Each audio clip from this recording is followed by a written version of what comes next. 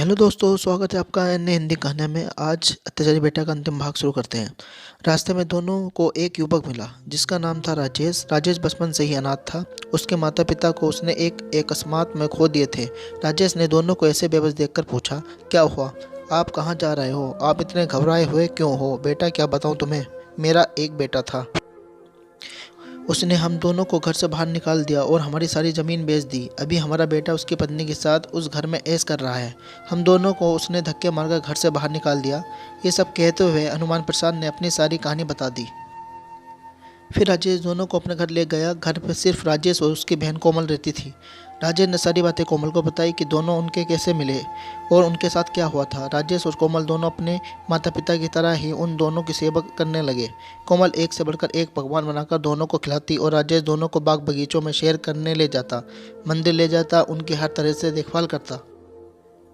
इन दोनों की सेवा देखकर एक दिन हनुमान प्रसाद ने कहा, बेटा राजेश और कोमल, तुम दोनों हमारे लिए फरिश्ते बनकर आए हो। जो हमारा अपना बेटा था उसने तो हमें बेघर कर दिया, लेकिन तुम तो मेरे बेटे नहीं थे। उसके बावजूद तुमने हमें अपनाया, हमें सहारा दिया, हमारी इतनी सेवा की। इतनी सेवा और आदर्श कर्म तो मेरे अपने बेटे ने भी मेरे लिए नहीं किया। बच्चों, तुम दोनों ही मेरे सच्ची दौलत हो। आज से आपको भी अकेला मत समझना। हम दोनों तुम्हारे माता पिता हैं। हम दोनों के होते हुए तुम कभी अनाथ नहीं हो सकते। ऐसा कहकर हनुमान प्रसाद और कौशल्या ने दोनों को गले से लगा लिया। कुछ सालों के बाद सुशील की पत्नी सबिता ने एक बच्चे को जन्म दिया। उसका नाम रखा विशाल। दोनों में बड़े लाड प्यार से उसका पालन किया। धीरे धीरे वह बड़ा हुआ। उसकी हर एक इच्छा दोनों ने पूरी की। उच्च शिक्षा के लिए लोकप्रिय विद्यालय में भेजा। अब वह 22 साल का हो चुका था।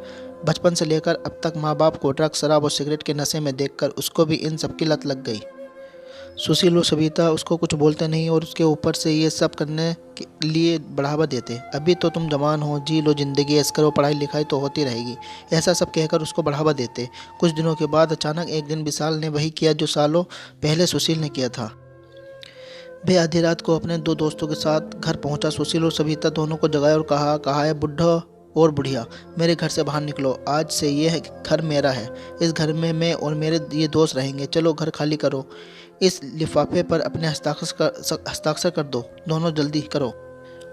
दोनों ने हस्ताक्षर करने से इनकार कर दिया। फिर विशाल ने दोनों का हाथ पकड़कर जबरदस्ती हस्ताक्षर ले लिए, जिसमें लिखा था कि आज से ये घर और ज़मीन सब विशाल का है। सुशील और सबिता का इसमें कोई भाग नहीं है।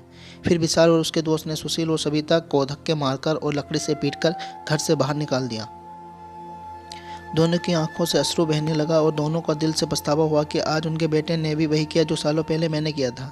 जिस पीड़ा की अनुभूति सुशील के माता पिता को सालों पहले हुई थी, उन्हीं के सामने पीड़ा की अनुभूति आज सुशील को हुई। दोनों खुदा से माफ़ी मांगते हुए उस गांव को छोड़कर धीरे धीरे आगे बढ़े। कुछ घंटों चलने के बाद अचानक सुशील को दिल का दौरा पड़ा और राजेश के घर के बाहर उसने अपना दम तोड़ दिया। सविता ने आसपास के लोगों को आवाज़ लगाई कि कोई सुशील को बचा ले। उसकी आवाज़ सुनकर राजेश अपने घर के सभी सदस्यों के साथ बाहर आ गया।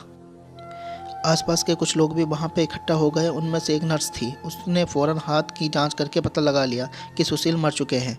राजेश ने हनुमान प्रसाद और कौशल्या को कहा, देख लिया आपने, खुदा ने उसके कर्मों की सजा उसको दे दी। जैसी करनी वैसी भरनी।